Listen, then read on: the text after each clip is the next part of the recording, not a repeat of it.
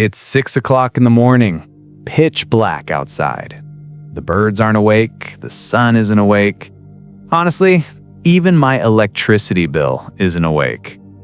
But my teenage son, he is deep in a coma-level sleep that even a marching band couldn't interrupt.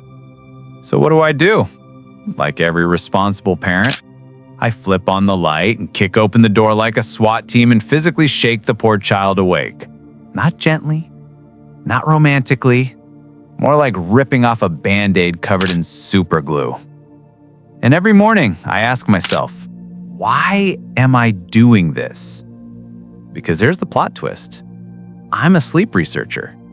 I know exactly what I'm doing to his brain. I know this is scientifically classified as illegal behavior in 14 different timelines, but I also know something even worse. He has school at 7:30 a.m., which means he must rise from the dead, whether he wants to or not. And here's the real tragedy. My kid is not the only victim. Millions of teenagers across the world are being woken up at the biological equivalent of 4 a.m. every single day. Meaning the global teenage population is walking around like confused, irritated zombies, wondering why life feels like a bad video game. So today, we're breaking down exactly what lack of sleep does to the teenage brain and why your teen is not dramatic. They're just tired. Let's begin. Number 1. Teen brains run on a different clock. Here's the first thing every adult forgets. Teenagers are not just bigger children. They're not mini adults. They're a completely different species with their own internal time zone. Around puberty, the teenage brain starts doing something weird. It delays the release of melatonin, the hormone that makes you sleepy. Kids start getting tired at 9 p.m. Adults around 10 or 11 p.m. Teenagers, 11 p.m. or later. Not because they're scrolling TikTok, not because they're rebellious, not because they're trying to ruin your life, but because biology literally changed their sleep schedule.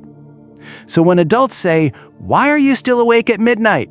the teen's body is like, "Because this is my 9 p.m., Linda." This means waking a teenager at 6 a.m. is biologically identical to waking an adult at 4 a.m. Have you ever tried waking up at 4 a.m.? It's not rise and shine, it's rise and suffer. You're grumpy, you're disoriented, you can barely remember your own name. And yet this is how millions of teenagers feel every school day. We call it morning moodiness.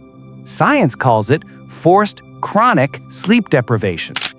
And the teen brain is very sensitive to it because during adolescence, the brain is undergoing one of the intense periods of growth it will ever experience, second only to the toddler years.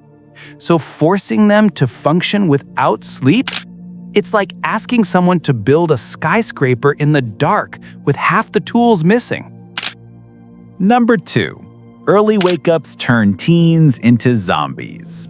Let's talk about what happens when teens are ripped out of sleep several hours before their brain is ready. First, their stress hormones spike. Cortisol shoots up like it's trying to win an Olympic sport. Their emotional control? Gone. Their patience? Gone. Their ability to locate their shoes? Gone forever. This is why so many teens look like this in the morning. Blank stare, half-open eyes, zero brain activity, operating on pure muscle memory. Parents see this and think, ugh, lazy teens. But the truth is, they're literally neurologically impaired at that hour. Teens forced to wake up too early show slower reaction time, reduced working memory, lower attention span, decreased emotional regulation, symptoms identical to ADHD. Let me repeat that. Sleep deprivation in teens causes behaviors that look exactly like ADHD. And here's the funniest, saddest part. To compensate, teenagers consume caffeine like their life depends on it. Frappuccinos, energy drinks, glowing radioactive mystery liquids from gas stations, you name it. So now you have a tired brain mixed with 300 milligrams of caffeine mixed with teenage hormones. A cocktail so dangerous it should require a license. What you get is the infamous tired but wired teenager. Hyper but exhausted, alert but unfocused, awake but not alive. Number 3, how sleep loss destroys teen mental health. Now here's where things get serious. Teen mental health is fragile. This is the stage of life where anxiety, depression, mood disorders, and identity struggles skyrocket.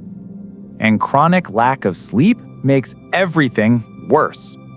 Studies show that teens who sleep less are 55% more likely to abuse alcohol, 38% more likely to feel sad or hopeless, and 58% more likely to attempt suicide. This isn't teen drama. This isn't being emotional. This is biology collapsing under pressure. Why? Because the brain areas that control emotional balance, impulse regulation, long-term decision-making, stress management are still under construction during adolescence. And these areas depend heavily on sleep to develop correctly. So when a teenager gets robbed of sleep, their brain can't finish building its emotional wiring. That's why sleep-deprived teens feel more anxious, more hopeless, more irritable, more impulsive, more overwhelmed. And without sleep, many small problems feel like world-ending disasters. A forgotten homework assignment? Emotional meltdown. A messy room? Existential crisis. A text left unread? Heartbreak. Adults laugh at teen emotions, but if adults had to function with the emotional brain of a teenager and the sleep schedule of a farmer from 1820, they'd melt down too. Number 4, real-world risks, health, school, and safety. The consequences go far beyond bad moods and low energy. Sleep-deprived teenagers faced serious long-term risks, including obesity, heart disease, diabetes. Why? Because sleep controls appetite hormones. Ghrelin goes up, you feel hungrier. Leptin goes down, you never feel full. Combine this with a teenager's natural love for snacks, and you get a walking vending machine. Then there's academic performance. Sleep-deprived teens can't concentrate, lose motivation, retain less information, struggle with memory, zone out in class. To put it simply, you can't learn if your brain thinks it's 4 a.m. But the scariest effect? Driving. Studies show that getting fewer than 5 hours of sleep is the same as driving drunk. Teenagers are inexperienced drivers already. Combine that with sleep deprivation, it's a miracle we let them operate vehicles at all. One district that moved school start times later saw a 70% decrease in teen car crashes. Let that sink in. Not 7%, not 17%, 70%. Sleep saves lives. Literally. Number 5, the solution that actually works. Now for the hopeful part. Districts that switched to later school start times, 8:30 a.m. or later, saw incredible results.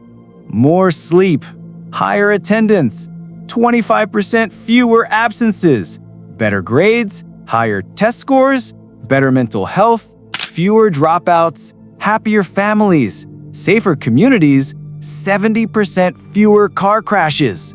This is not speculation. This is not theory. This is data. So why don't all schools do it?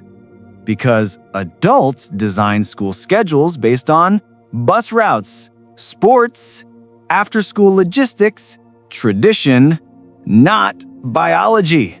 But teenage brains don't care about bus routes. They don't care about tradition. They care about sleep. And without it, their brains, their bodies, their emotions, and their safety all take a hit. The science is clear. The benefits are massive. And the solution is simple. Start school later. Let teens sleep. Their brains will thank you. Thanks for watching Cool Dude Explains, where comedy meets curiosity. Don't forget to like, subscribe, and drop your favorite myth or question in the comments. Stay curious, stay cool, and I'll see you in the next video.